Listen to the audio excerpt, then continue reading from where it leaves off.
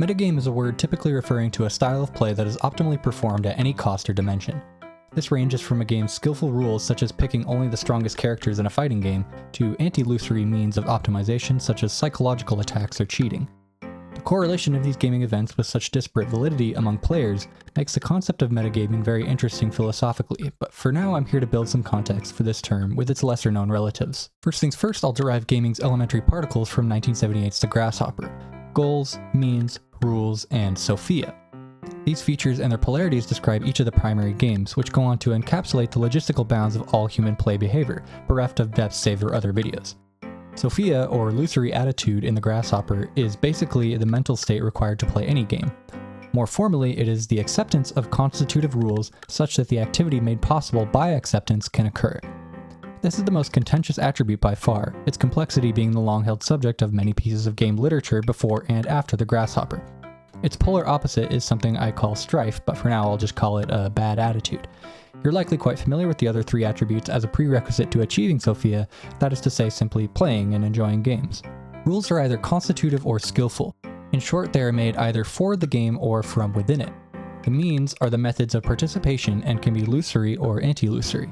That is, using structures within the game or using external factors that aren't necessarily accounted for.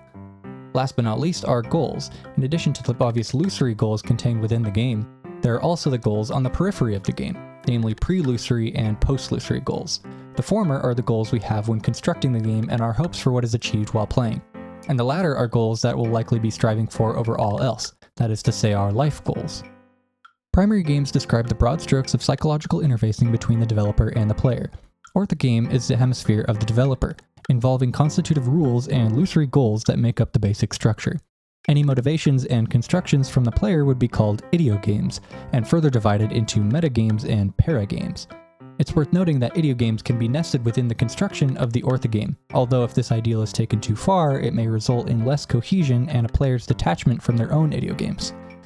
Metagames are again defined by the skillful rules and anti-illusory means, and typically they have also included the domain of paragames, which are pre-illusory and post-illusory goals, as well as the illusory attitude of Sophia.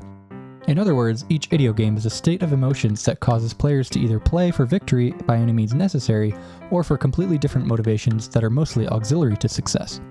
Now, with the foundation for the concept of primary games and their elements, I'd like to introduce macro games as a recontextualization of several familiar terms. Video games are a type of macro game that, at minimum, prescribes a means of remote interfacing. Sports games prescribe a illusory goal of zero-sum victory. Field games are a cousin of sports games that prescribe a pre-illusory goal of self-improvement and personal bests. Board games prescribe means of a table or flat surface around which players congregate.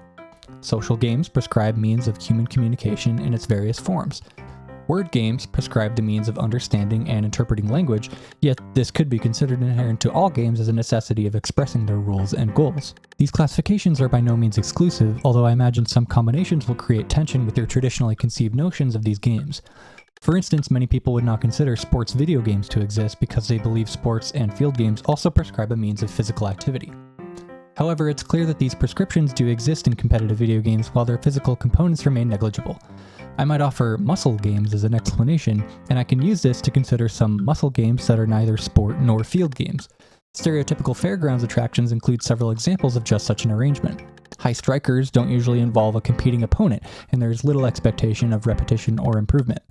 The game is intended to be one of many that passersby will play and simply move on to the next. Here's where I admit that I'm something of a semanticist if you hadn't already noticed. It's quite bold to presume that people will use new terminology simply because I introduce it to them, even if the old way of doing things is outdated or unintuitive. In any case, I enjoy learning about the historiography of games, and I'm having a lot of fun making videos to compile the ideas I do agree with versus the ones that I don't. On the other hand, I don't want to pretend that all of these are original ideas or that I've done all the research that could be done. Only just recently, and by complete coincidence, did I come across Aaron Hoffman's GDC presentation about Sophia, which also happened to greatly align with the emotional paragame classification I'd been building for months. The term paragame itself came from a paper that was written for the University of Melbourne, and the fundamentals of games were pulled from the aforementioned Grasshopper by Bernard Suits.